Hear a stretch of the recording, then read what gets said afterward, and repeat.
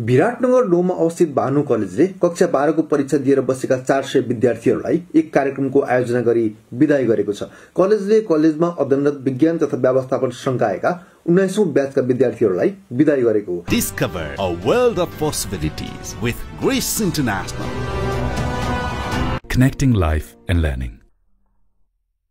त्यसैगरी कार्यक्रममा हिसान मोरङले लिएको परीक्षामा उत्कृष्ट अंक ल्याउने विद्यार्थीलाई समेत कलेजले सम्मान गरेको थियो। कार्यक्रममा प्रमुख अतिथि मनमोहन विश्वविद्यालय सेवा आयोगका अध्यक्ष प्राध्यापक डाक्टर दामोदर थापा, कलेजका प्रिन्सिपल मोहन श्रेष्ठ, कलेजका निर्देशक सोम निरुला लगायतले विद्यार्थीहरूलाई शुभकामना दिएका थिए। कार्यक्रममा बोल्दै प्रिन्सिपल श्रेष्ठले भानुले सधैँ योग्य र दक्ष व्यक्ति उत्पादन गरेको र विदाई हुने विद्यार्थीहरूले कलेजको नाम उच्च बनाउनेमा ढुक्क रहेको बताएका छन्।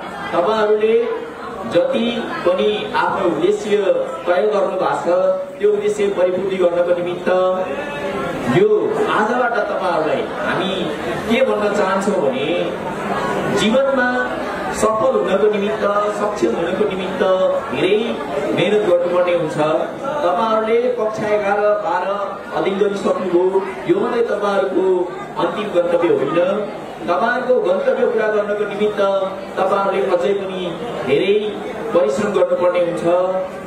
हाम्रो भानुको इतिहास तपाईहरुले बुझ्नुभएकै छ, तपाईहरुलाई सबै थाहा छँदैछ।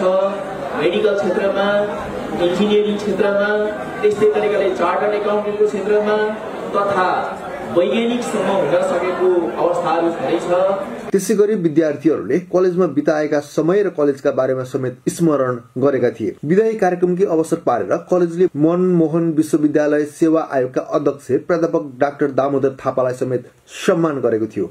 व्यवस्थापन समितिका अध्यक्ष महेन्द्र सिटौलाको सभापतित्वमा भएको कार्यक्रममा निर्देशक Basanta Basnet, coordinator Ramesh Pande, ECA coordinator Devesh Pradhan लगायतको उपस्थिति रहेको थियो।